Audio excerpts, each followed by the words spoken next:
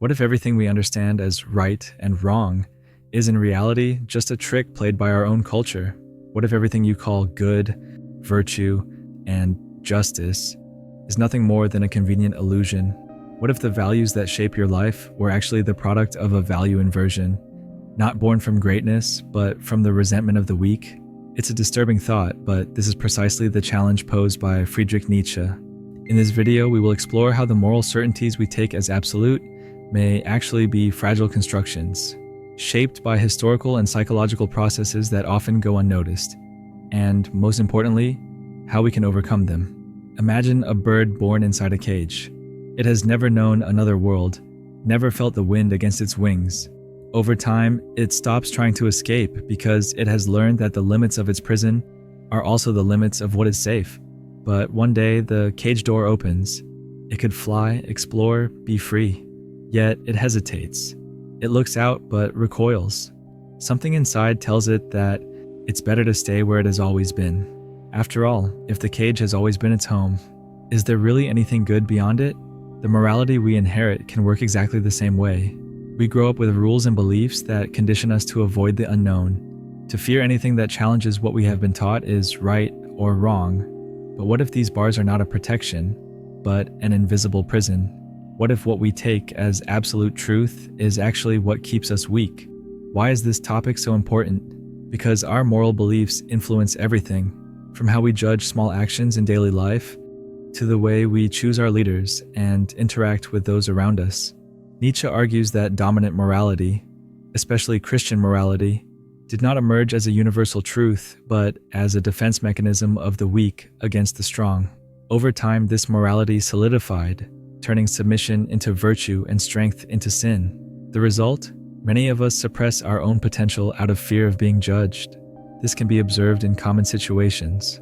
How often is a talented person called arrogant just for standing out? How often is an ambitious individual criticized for wanting more? Such judgments may not be a matter of ethics, but rather a reflection of a morality shaped by resentment, a morality that makes those who feel powerless try to prevent others from growing. The value inversion Nietzsche describes is not just a distant philosophical theory. It still shapes the world around us today. There was a time when the strong defined what was good: courage, vitality, ambition. They did not ask for permission to exist. They simply asserted themselves in the world. But those who could not compete in this game began rewriting the rules, turning their own weakness into virtue. What was once admirable became condemnable.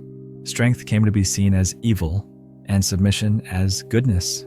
Over time, this morality took root and became the standard. And where does that affect us today? Think about how successful people are often labeled as selfish or oppressive, not because they have done anything wrong, but simply because they have prospered. Think about how ambition is often treated as a character flaw, while complacency is romanticized as humility. This mechanism even extends to personal relationships. How often do we see someone belittling another person's success simply because they couldn't achieve the same? Instead of being inspired, they prefer to tear others down. It's the same principle as Aesop's fable, the fox and the grapes. When unable to reach something, the fox convinces itself that it wasn't worth having anyway. But what if, instead of accepting this way of thinking, we started to challenge the morality that traps us and keeps us from growing? This resentment mechanism is not limited to morality. It spreads through culture, art, and the way we perceive success and failure. A clear example of this is in the film Amadeus by Peter Schaffer, which portrays the relationship between composers Antonio Salieri and Mozart. Salieri was a respectable musician, talented and disciplined, but none of that mattered in the face of Mozart's raw genius. Salieri realized that no matter how hard he tried, he would never have that natural gift. What did he do? Instead of using that realization as inspiration, he fell into bitterness. His resentment turned into hatred, not just toward Mozart, but toward life itself, toward God, toward everything he could not control. This is the mechanism of the resentful. When unable to rise, they try to drag others down. And it's not just in music. How often do we see people secretly wishing for someone to fail? How often does someone criticize another's success? Not because something is wrong with it, but because they can't stand to see someone surpassing them? This cycle of resentment corrodes us, and, like Salieri, can lead us to self-destruction. But resentment doesn't always manifest as overt envy or attacks on those who stand out. Often it eats away at the person from within, turning into an existential paralysis. This is made clear in Dostoevsky's Notes from Underground. Its protagonist is a man who considers himself superior to everyone. He despises society, mocks others, and believes he sees a truth no one else does. Yet in practice, he does nothing. He plots revenge that he never enacts, dreams of greatness, but never acts to achieve it. Trapped in an endless cycle of self-pity and wounded pride, he sinks ever deeper into the depths of his own mind. Nietzsche viewed this mentality as a reflection of a morality that preaches passivity and glorifies failure. It's the idea that being powerless is more noble than seeking power. As you can see, this kind of thinking is everywhere. It's found in people who spend their lives complaining about the injustices of the world, but never lift a finger to change their own reality. It's in those who disdain the success of others, not out of conviction, but because it exposes their own lack of initiative. And in the end, this stagnation doesn't destroy the system or the oppressors. It only destroys the one who succumbs to it. As Mark Twain said, anger is an acid that can do more damage to the vessel in which it is stored than to anything on which it is poured. While some spend their lives trapped in resentment and stagnation, there are those who simply act. They don't ask for permission, nor do they apologize for existing. They assert their own strength.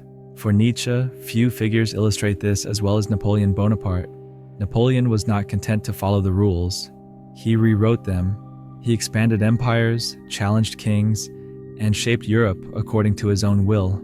He was not a product of circumstances. He created them. For Nietzsche, this was the will to power in its purest form. Not merely the ability to conquer, but the refusal to be molded by the world. The readiness to impose his vision on reality. Does this mean we should idolize Napoleon? Nietzsche did not advocate for blind tyranny. He criticized the suppression of this vital impulse. When someone stifles their own strength out of fear of judgment, they don't become more virtuous. They only become less than what they could be. The question is, how many times have you silenced your own will for fear of appearing too ambitious?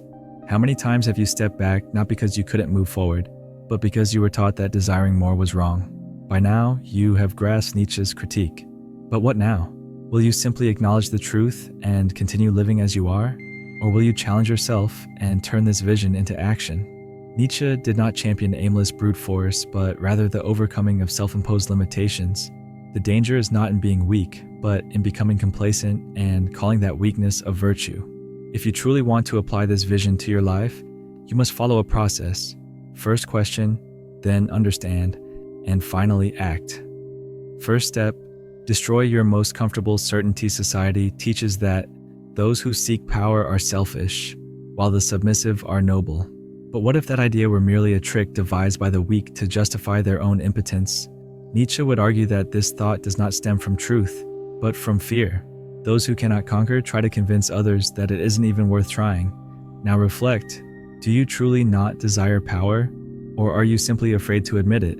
If this notion unsettles you, perhaps it is because there is something within you that needs to be confronted. Second step, stop denying what you desire. Envy always disguises itself as virtue. How many times have you heard someone say that the rich are dishonest, while the poor are morally superior? This belief comforts those who have never managed to rise. It's easier to believe that success comes from cheating than to admit that you never truly tried. Now ask yourself, how many times have you dismissed something that, deep down, you wished you had? Have you ever called someone privileged or lucky, when, in reality, you envied their position? Embracing your ambitions is the first step to achieving them. If you don't do this, you will spend your life justifying your stagnation. Third step, transform frustration into power. Recognizing your desires is not enough. Now you must act. Nietzsche saw no merit in merely complaining about the system. If something bothers you, ask yourself, am I lamenting or am I building something greater? The resentful spends their energy attacking those who achieve what they cannot. The creator, on the other hand, uses that same energy to shape reality instead of hating it. Every bit of frustration is fuel. You either convert it into creative strength or let it rot inside you. The choice is yours. Fourth step, become dangerous. In the best sense of the word. Being dangerous does not mean being cruel. It means being someone who cannot be ignored. Strengthen your skills, refine your worldview, become someone who commands respect without uttering a word. The world is full of people who go unnoticed because they never dared to truly exist. A strong spirit does not ask for permission to be who it is. It simply asserts itself. And the more powerful you become, the less you depend on the approval of others. Now ask yourself, are you someone who can be overlooked, or someone who leaves a mark wherever you go? Remember the caged bird? It grew up believing its limits were insurmountable. Even when the door opened, it hesitated, because it had learned to fear its own freedom. How many times have you done the same? Nietzsche offers no comfort. He offers a challenge. He invites us to test our certainties, shatter idols, and rebuild our worldview without the crutches imposed on us. But most people hesitate, because embracing one's own strength means accepting responsibility for oneself. So, here's the final question. Will you open the cage and fly? Or will you spend your life justifying the bars? If this idea has stirred something in you, share in the comments. Which limiting belief are you ready to destroy? Let's discuss it together. And if you want to continue on this journey, subscribe to the channel and turn on notifications.